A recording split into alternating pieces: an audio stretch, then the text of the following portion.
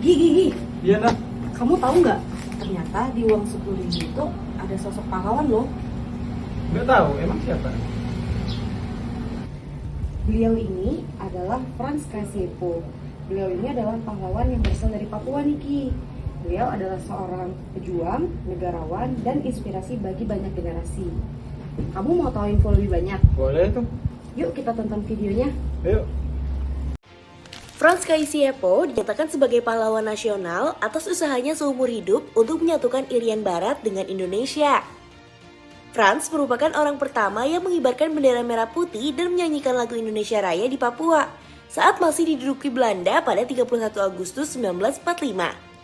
Kasiepo juga merupakan salah satu tokoh sejarah loh yang terpilih untuk digambarkan dalam uang kertas rupiah Indonesia edisi 2016, yakni di uang kertas senilai 10.000. Pernah lihat kan? Nah, itu tadi sedikit info tentang Franz Kasiepo.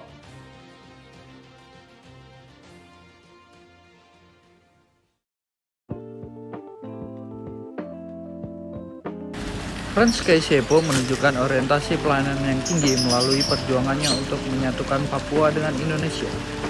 Ini adalah bentuk pelayanan tertinggi kepada masyarakat, di mana ia mengorbankan kepentingan pribadinya demi kepentingan bangsa dan kepentingan rakyatnya agar bisa merasakan kemerdekaan dan pembangunan yang setara dengan daerah lain di Indonesia.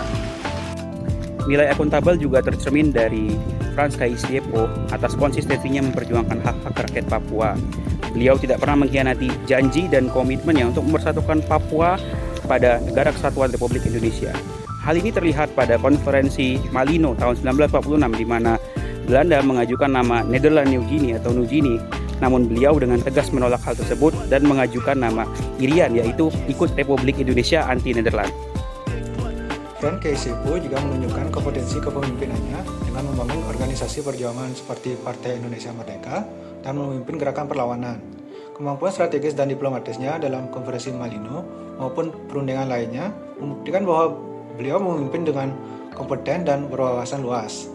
Beliau juga membuat keputusan yang penting dalam mempertahankan Papua sebagai bagian dari NKRI dengan fokus pada persatuan dan kesetaraan. Meskipun berjuang melawan penjajah, Franz Kasiepo mampu membangun hubungan yang harmonis dengan berbagai pihak. Ia bekerja sama dengan tokoh-tokoh perjuangan dari seluruh Indonesia untuk mencapai tujuan yang sama, yaitu kemerdekaan.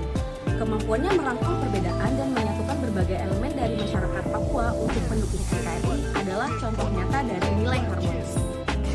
Franz Kasiepo menunjukkan loyalitasnya kepada negara dengan mengawal upaya separatisme Papua dan memperjuangkan agar Papua bergabung dengan Indonesia.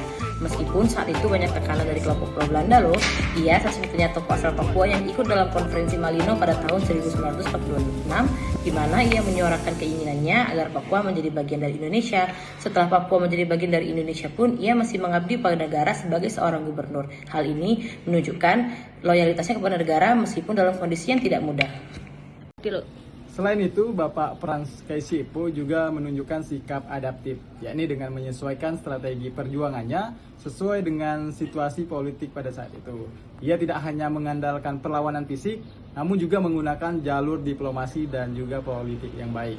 Kemampuannya untuk beradaptasi dengan perubahan zaman dan juga tuntutan perjuangan adalah salah satu kunci keberhasilan Bapak Franz Kasiepo. Sebagai pemimpin, Franz Kasiepo menyadari pentingnya kolaborasi. Ia bekerja sama dengan para pemuda dan tokoh-tokoh perjuangan lainnya untuk mendirikan partai politik dan mengorganisir perlawanan. Kolaborasi ini tidak hanya terbatas pada sesama pejuang dari Papua, tetapi juga dengan tokoh-tokoh nasional di seluruh Indonesia untuk memerdekakan Papua.